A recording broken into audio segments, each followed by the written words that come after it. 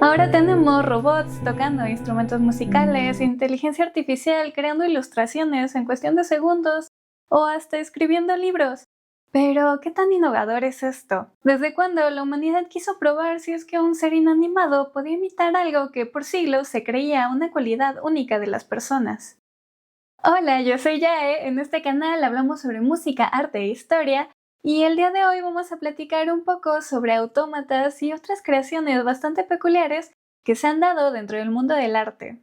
Ya alguna vez he hablado sobre autómatas en el canal, y es que es un aspecto que no deja de sorprenderme cuando miramos atrás y nos encontramos con estas creaciones que se realizaron hace siglos con la idea de imitar las cualidades humanas aún en aspectos tan específicos como el arte. Pero vayamos por partes. ¿Qué es un autómata? La raíz de la palabra nos dice que es algo con movimiento propio. Son máquinas que gracias a ciertos mecanismos logran realizar o imitar movimientos que pensaríamos únicos de los seres vivos.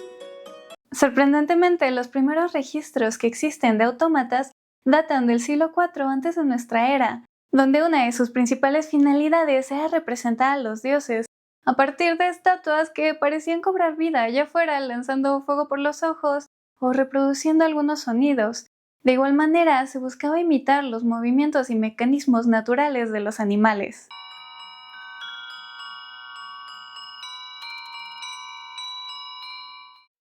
Este fenómeno se daría en distintas partes del mundo.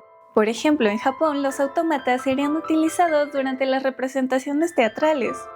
O también existían aquellos que eran utilizados para servir el té. Tenemos que pensar que para aquel momento la luz era un invento que se encontraba bastante lejano, por lo que todos estos mecanismos funcionaban a partir de palancas, engranes o fuelles que se activaban de forma manual o en algunos casos haciendo uso del viento o del agua. Y bueno, como siempre, se ha buscado usar la tecnología para facilitarnos la vida. Así que no es extraño que conforme se iban creando sistemas más complejos, algunos de los primeros autómatas se crearan con la intención de fungir como sirvientes. Porque ya sabes, nada como una máquina de madera que te sirva el vino o que recorra las calles pidiendo limosna, como sería el caso del hombre de palo inventado por Juanelo Turriano en el siglo XVI. Algo así como esos robots repartidores que hay en la actualidad. Claro, hay muchas historias que rondan sobre estas creaciones y que en su mayoría son difíciles de comprobar, pues con el paso de los siglos, elementos tan frágiles como la madera se han ido perdiendo y no nos queda una muestra clara de su existencia. Aún así, todas estas historias nos reflejan aquella curiosidad o hasta ambición humana sobre lo inanimado y la idea de poder imitar la vida a través del movimiento. Sería en el siglo XVIII, con los avances tecnológicos, sobre todo en el área de la relojería, que estos pequeños mecanismos permitirían crear autómatas mucho más complejos, y justamente aquí sería donde el arte y la ciencia comenzarían a tomar un camino bastante similar. Porque claro, algunas de estas creaciones podrían considerarse por sí mismas obras de arte, ya que ocupan mecanismos tan delicados e intrincados que parecen cobrar vida, imitando así movimientos tan sutiles como los de las aves.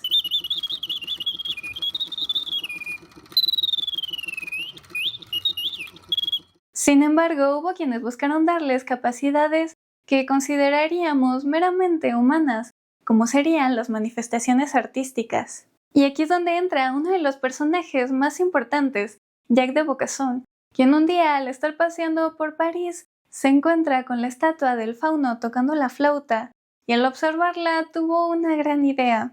¿Podría lograr que un ser inanimado interpretara melodías en la flauta?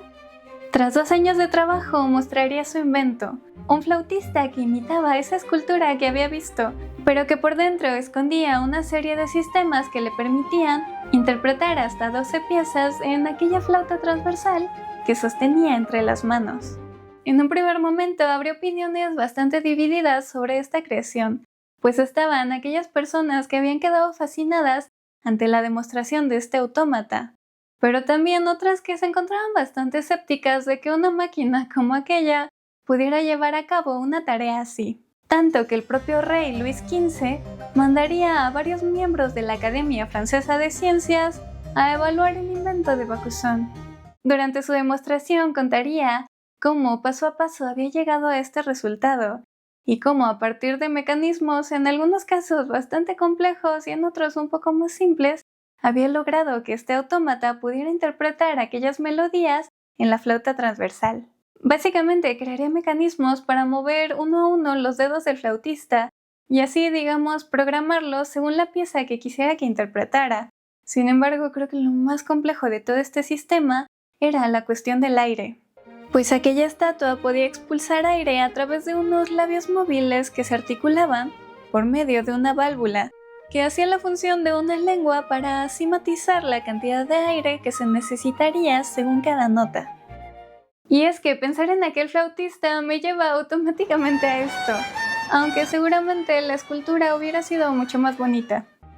Lamentablemente, este autómata, junto con otros dos del mismo autor, serían vendidos para ser expuestos a lo largo de Europa, pero en algún momento durante su viaje quedarían varados en una tienda de empeño en Alemania, ya que su dueño se había quedado sin dinero, por lo que antes de partir modificaría el mecanismo del autómata para que nadie fuera capaz de utilizarlo. Sin embargo, al final jamás podría regresar por ellos. Se sabe que hubo varios intentos de repararlo, sin embargo, al intentar innovar su mecanismo, terminaron dejándolo inservible, pues su dueño en aquel momento sería estafado por un hombre que le prometía hacer que este autómata pudiera leer partituras.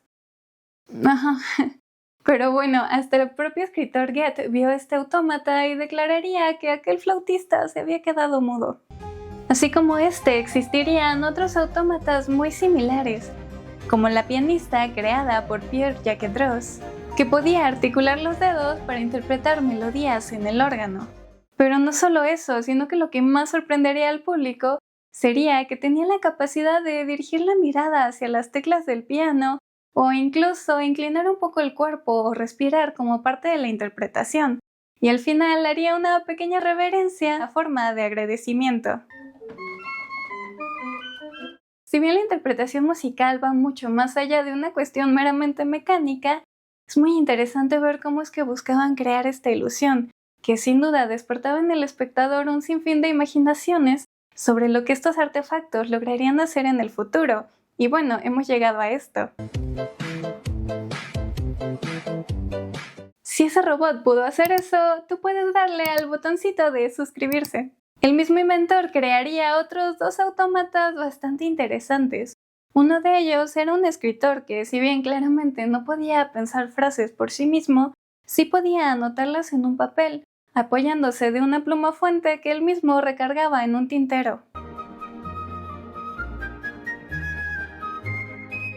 Así como un dibujante. Sin embargo, lo más interesante de estos autómatas no era la acción mecánica en sí, sino cómo lograban imitar movimientos que parecían tan propios de las personas, como observar aquella hoja donde se estaba llevando a cabo la acción, tener cuidado de no derramar la tinta de la pluma, o incluso soplar el papel para quitar así el polvito que había quedado después de realizar un dibujo a lápiz. Insisto, muchas de estas creaciones llegarían a ser obras de arte en sí, buscando imitar movimientos y sonidos propios de la naturaleza.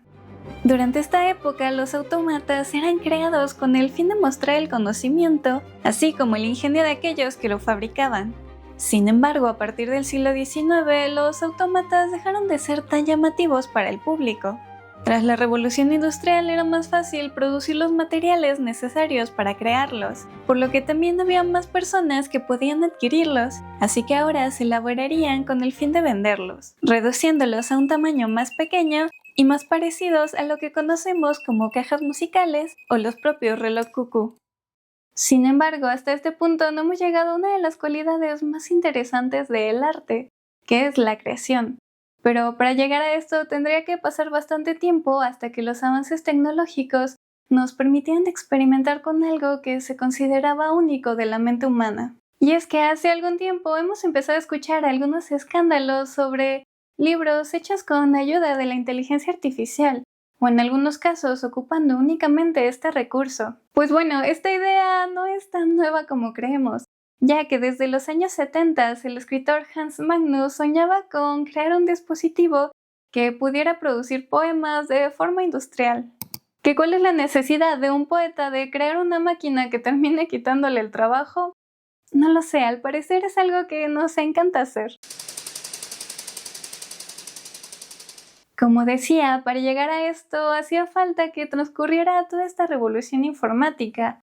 Sin embargo, su diseñador lo ha llamado como poesía autómata, justamente haciendo referencia a todas estas creaciones de las que hemos estado hablando. Este invento tendría la capacidad de realizar un pequeño poema de 6 versos en tan solo 30 segundos, y claro, jamás escribiría 2 veces el mismo poema. Pensar en esto me recuerda muchísimo a la novela distópica del escritor Samuel Otin, Nosotros, donde dentro de esta sociedad el arte ya no es algo que emerge de las emociones o que busque conmover, sino que se ha sistematizado y se crea a partir de fórmulas matemáticas dentro de fábricas.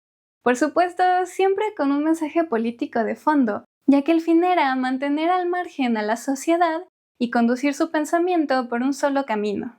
Pero volviendo a este invento, al final no tendría muy contento a su creador, o quizá no de la manera que él esperaba, pues como decía, este poeta había sido uno de los programadores de aquel sistema, por lo que finalmente muchos de los poemas que resultaban de esta máquina terminaban siendo muy parecidos al estilo de Hans, ya que no había una autonomía o no había una evolución en el desarrollo de aquellos escritos, pues dicho invento se nutría principalmente del estilo del autor y no tenía muchas más fuentes en las cuales inspirarse.